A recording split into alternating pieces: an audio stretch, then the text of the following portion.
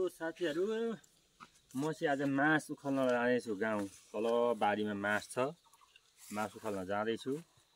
हँसिया बोकेर टक्क आज मास टन्न गर्ने वर्षभरिलाई दाल खाने मास हुन्छ साथीहरु।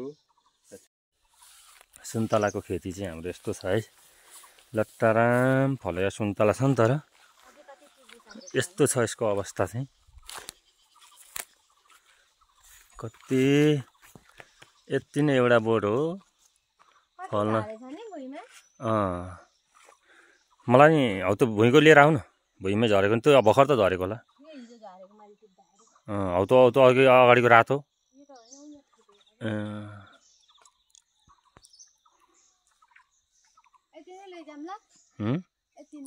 हुन्छ, अझ दुईटा बोक न।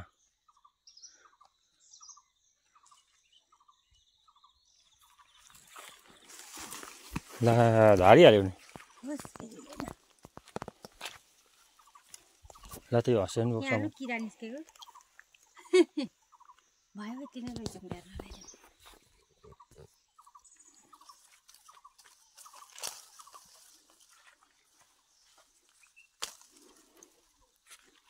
सुन्तला मिठो हुन्छ। माथि देख्दै हुन्छ हिमाल। यो चाहिँ हाम्रो घरबाट देखिने मकालु हिमाल हो। यस्तो सुन्दर हिमाल देखिन्छ भने यतातिर सुन्दर गाउँहरू पनि छन्। हिमालयन क्षेत्र, पहाडी क्षेत्र एकदमै हावापानीले भरिपूर्ण हो बस्नको लागि चाहिँ।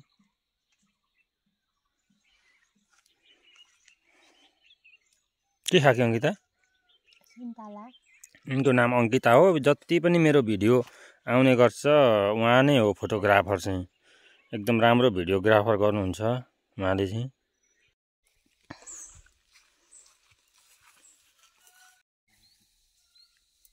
यहाँ चाहिँ हाम्रो बुवा हुनुहुन्छ, मासु खाल्दै हुनुहुन्छ। चाहिँ दादा मासु खाल्न आउनु भएको छ काट्न। यो चाहिँ काटेर थुपारेको हो। यो यति चाहिँ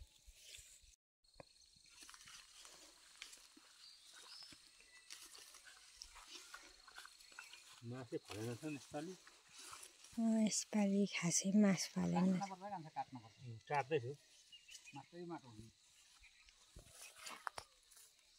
बुवा हुनुहुन्छ, यहाँ चाहिँ दादा, दुईजना मिलिजुली मास काट्दै हुनुहुन्छ। मास काट्दाखेरि एकदम खेतबाट काट्नुपर्छ हैन? यसरी काट्नुपर्छ मास।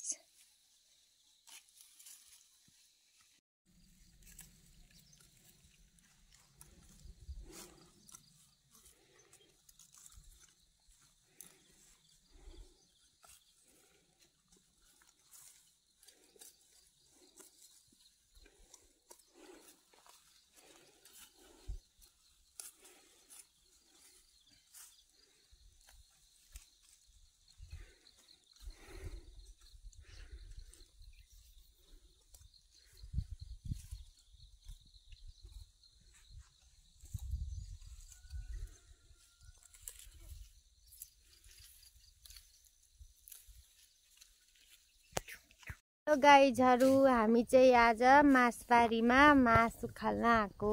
त्यहाँ मास उखालिसकेर मेरो दादा चाहिँ ऊ घाँस काट्दै हुनुहुन्छ।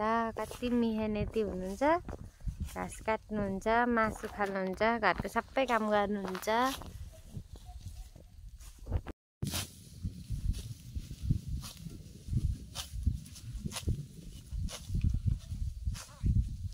घाँस काट्दै हुनुहुन्छ हाम्रो दादा। हामीले यता चाहिँ मासु खालेको अघि, यता चाहिँ उखाल्न बाँकी छ। त्यता चाहिँ हामीले सबै उखालिसकेको। यहाँ माथि छ हाम्रो घर चाहिँ, वहाँ माथि देखिँदैन यहाँबाट।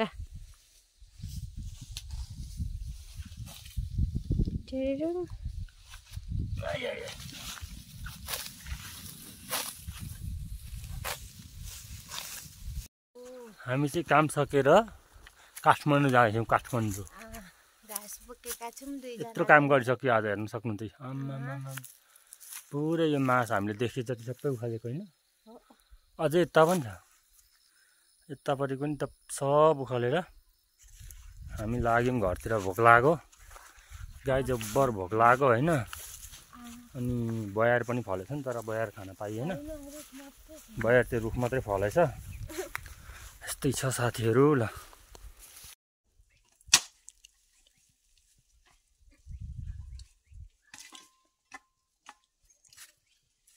कति मेहनती हुनुहुन्छ हाम्रो दादा, काम गर्नुहुन्छ, सबै काम गर्नुहुन्छ घरको। हो त नि, खन्नुहुन्छ,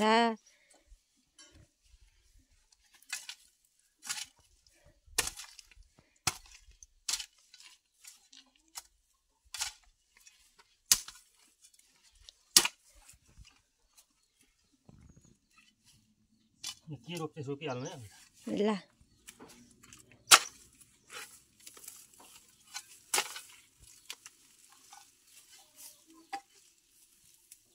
फुलबारी बढाएको क्या यतातिर। तपाईँ मेहनती हुनुहुन्छ थाहा छ नि त मलाई। अहिले दादा भाडा बाँध्नुहुन्छ, म भ्लग बनाउँछु आज।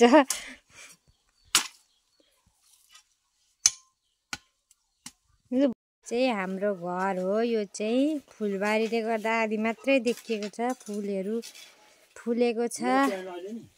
अनि यहाँ चाहिँ मेरो दादाले फुलबारी बढाएर राम्रो काम गर्दै हुनुहुन्छ, एकदम मेहनती हुनुहुन्छ, संस्कारी हुनुहुन्छ। म चाहिँ ब्लगर हो, ब्लगरको बहिनी म चाहिँ। हामी चाहिँ काम सकेर काठमाडौँ जाँदैछौँ। काठमाडौँ घाँस बोकेका छौँ दुईजना। यत्रो काम गरिसक्यो आज, हेर्न सक्नुहुन्छ। पुरै यो मास हामीले देखे जति सबै उखालेको होइन। अझै यता पनि छ, यतापट्टि पनि त सब उखालेर हामी लाग्यौँ घरतिर। भोक लाग्यो, गाई जब्बर भोक लाग्यो होइन। अनि बयार पनि फलेछ नि, तर बयार खान पाइएन। बयार त्यो रुख मात्रै फलेछ। यस्तै छ साथीहरू। ल हाम्रो मनोज दादा चाहिँ यहाँ रुद्राक्ष टिप्दै हुनुहुन्छ, भुइँमा झरेका पैसा टिप्दै हुनुहुन्छ। खाना खाइवरी कति धेरै काम गरिसक्नु भयो दादाले। कति धेरै कति धेरै असली रुद्राक्ष चाहिँ हो है साथीहरू। असली रुद्राक्षको रुख थियो, माथि छ झरेको। यहाँ फेदमा यी सुन्तला छ, यति धेरै सुन्तला पनि फलेको छ हाम्रोमा। तर हामीलाई खासै मन पर्दैन, घरमै फलेकोले हामी खान्नौँ। यहाँ चाहिँ दादा काम गर्नुहुन्छ, कति धेरै भेला पारिसक्नु भएछ। ए आमामा, कति धेरै जम्मा गरिसक्नु भएछ दादाले। यहाँ छ है रुद्राक्ष चाहिँ, कति धेरै काम गर्नुहुन्छ। यस्तै छ गाउँले जीवन।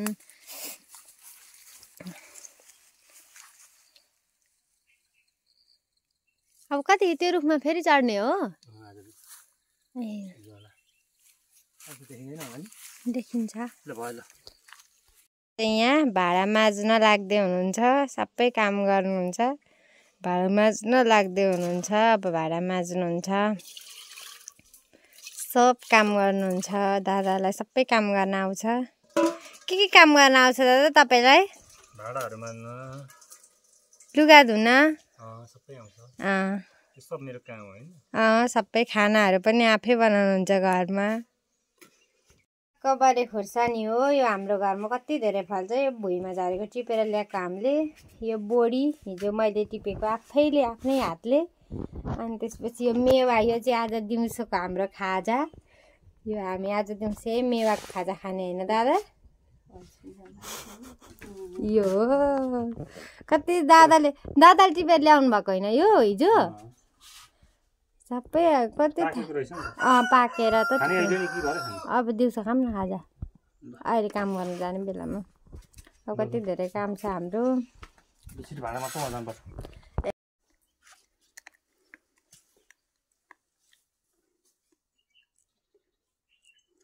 तपाईँ खाने?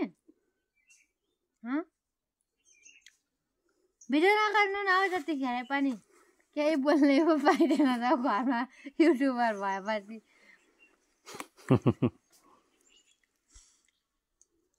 अफ गर्नु है बनाउनुहुन्छ साह्रो छिटो न म भाँडा हुन्थ्यो होला नि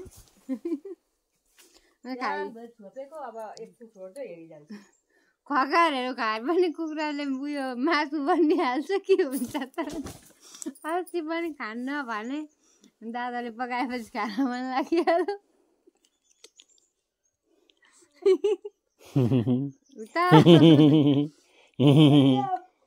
तर कुखुराले खकाएर चाहिँ दादा तर ठुलो बुवाले आउँछ छक्क पार्नुहुन्छ त्यहीँ बुवाले चाहिँ छक्क पार्नुहुन्छ हजुरबाले छक्क पार्नुहुन्छ सबै कुखुरा चाहिँ गुड्डु डुकुदेर आउँछन् खाइहाल्छ के हुन्छ त खकाएर त खानुहोस् थु मुख पनि कति राम्रो बनाउँछ हाम्रो अङ्किताले त्यही हो नि जन्मले आफ्नो गयो